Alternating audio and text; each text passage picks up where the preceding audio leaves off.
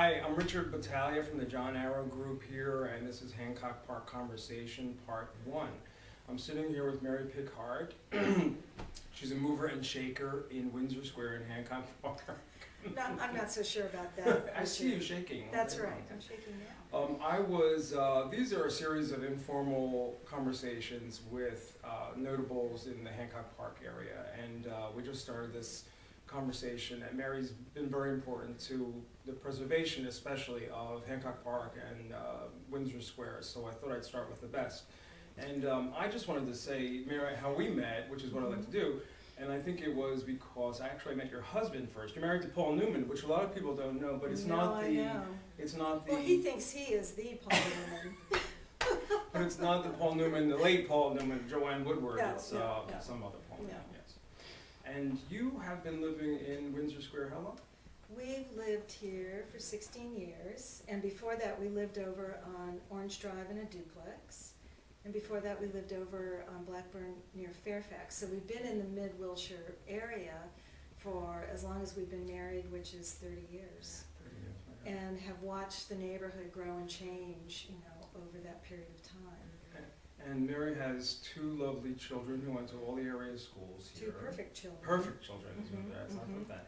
And what attracted you to this neighborhood? Well, I had gone to architecture school at UCLA, and I had been working in a large firm downtown.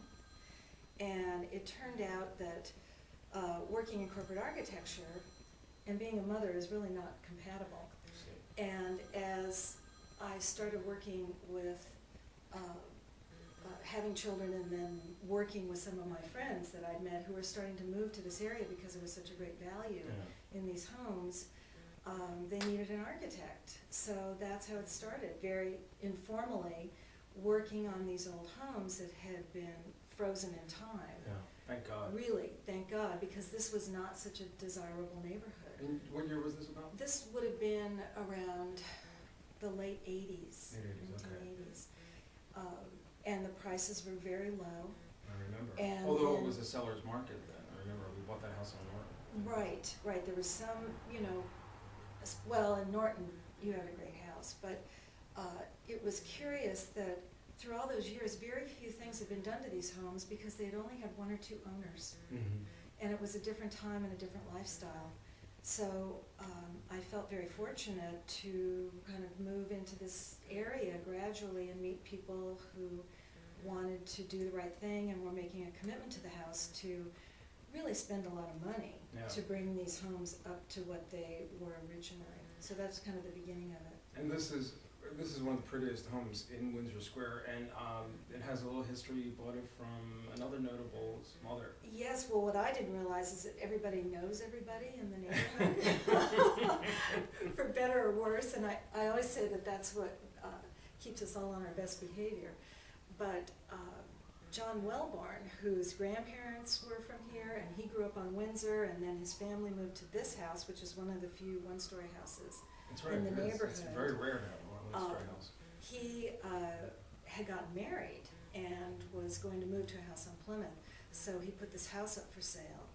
And a client of mine brought me over here to look at it, and as I was walking around looking at it, I'm thinking, that's not the house for you, this is the house for me. Oh, nice. But it took a while to talk my husband into moving over here. Really? Why? Because he didn't think it was very safe. Oh, I see. And you know, it's funny because that's one of the questions. Yeah. The eastern boundary, I know when we came to the neighborhood in '89, Norton was, we bought the worst house in a great neighborhood, and Van Ness was not a good option at that time. And so, I mean, Van Ness was wildly on fire, and then also further east too, like Ridgewood.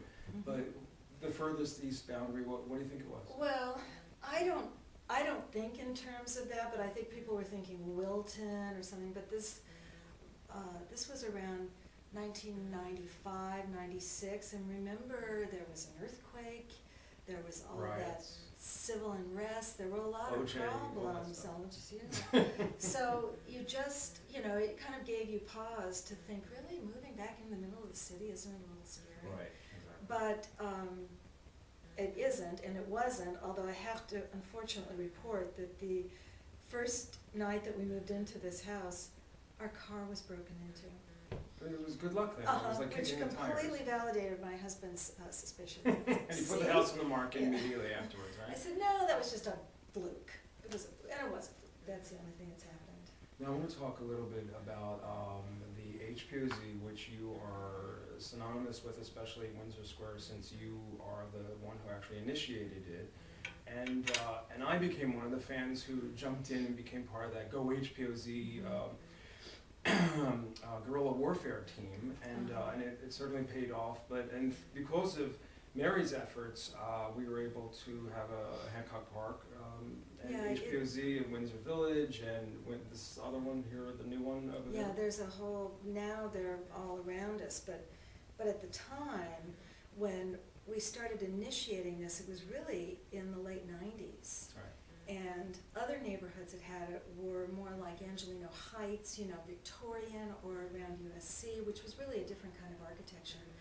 And the ordinance was originally designed for much more depressed neighborhoods. This is not a depressed neighborhood. Exactly. And because it was so beautiful, people thought, what? There is no problem here. Why would we want to do it? But it was just developing that culture of preservation where we want to save it while it's good. Yes. And we had the examples of what had happened in Santa Monica and then in Beverly Hills, and it was all starting to come east. And it became very evident to people who were working in real estate and design and construction that this neighborhood was next. It needs to be Needed preserved. some kind of, it isn't freezing it in time, but the idea that change is good, but you want to manage change at a neighborhood level. You can't rely on building and safety with, you know, the enormous city to be able to give special attention to these little neighborhoods. I got so involved in that, as you know, and I just was so... You were a warrior. I was a warrior! I was a warrior! And no, it was amazing to see everyone falling into the same consciousness about it, and I was always so perplexed that there was even one person that was against it, and all those numerous meetings we all went to downtown, just listening to the opposition, and luckily everyone remained friends, because some of your friends were not, you know, completely on board. Yeah, I was kind of blindsided by it too, because it just seemed like a simple thing. Of course we want to do this, but you know, you come up against a peculiar kind of American quality. It's like my home, and I can do whatever I want, and it's all fine. And that whole idea of one person's property value is really dependent on the character of the street and the scale and the proportion. Absolutely. And we realized that there was kind of a learning curve that had to go on in the community about how this neighborhood was originally designed and what attracted everybody to it in the first place. And it was a fast learning curve. We It had to was a like really fast learning educate everybody to that, yeah.